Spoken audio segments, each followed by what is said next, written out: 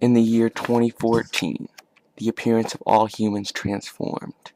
Their personalities remained, but their appearances morphed. They took on a train-like appearance. Now, the world is devoid of all traditional life forms, and there is no water. All that is left are trains. There is conflict, as there has always been. It's just a different sort of conflict. Jeremiah was a black, strong train, but he was bitter.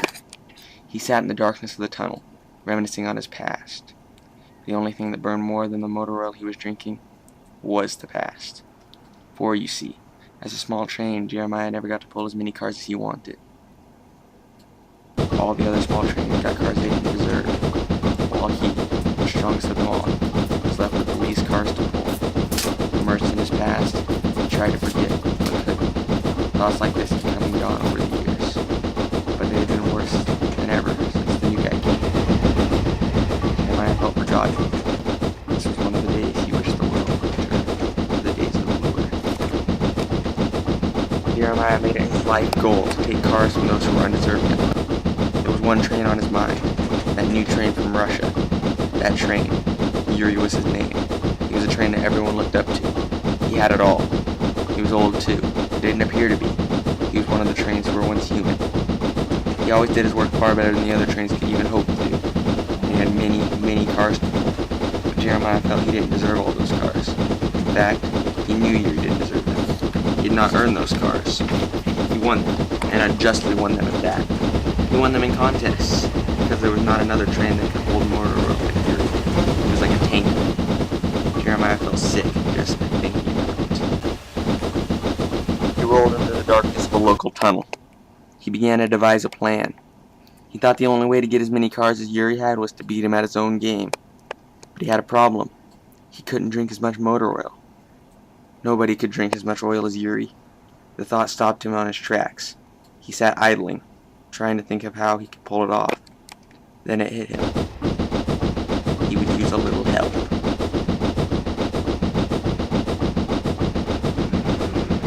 He was having a great day. He didn't have a worry in the world as he chugged along on the tracks. He looked around and decided to blow his whistle. That's how glad he was to be living in America. He came to America with hopes, and things so far were looking much better than they were in Russia. He looked back at his large line of cars he was pulling and gave another mighty whistle blow as he pulled into the station. As he pulled up, he noticed something was off. His best friend Jason was making his way along the track towards him, lazily. Jason stopped in front of him in a distressed tone. He told him that Jeremiah had challenged him to a drinking contest right outside the station. Once Yuri got outside the station, he saw Jason there with many motor oil containers. Yuri, knowing for sure he would win, accepted. Jason sat there and watched the two drink an impossible amount.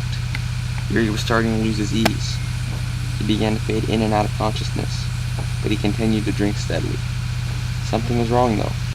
Jeremiah was completely fine. The unthinkable happened. Yuri passed out. He get lost. Not only had his cars been taken, but his pride was gone as well. Jeremiah thought about it with the satisfaction of vengeance. Jeremiah looked over to Jason and thanked him, because if it weren't for Jason's help switching out his containers with water, Jeremiah would never have won. So Jeremiah hooked himself up to Yuri's cars, promised to get Jason the money for his help, and left. It had been 3 years since that day. Jeremiah used Yuri's numerous cars to start a car manufacturing facility. Now he was a millionaire, but he was not happy. He ruined Yuri's life by beating him in that contest.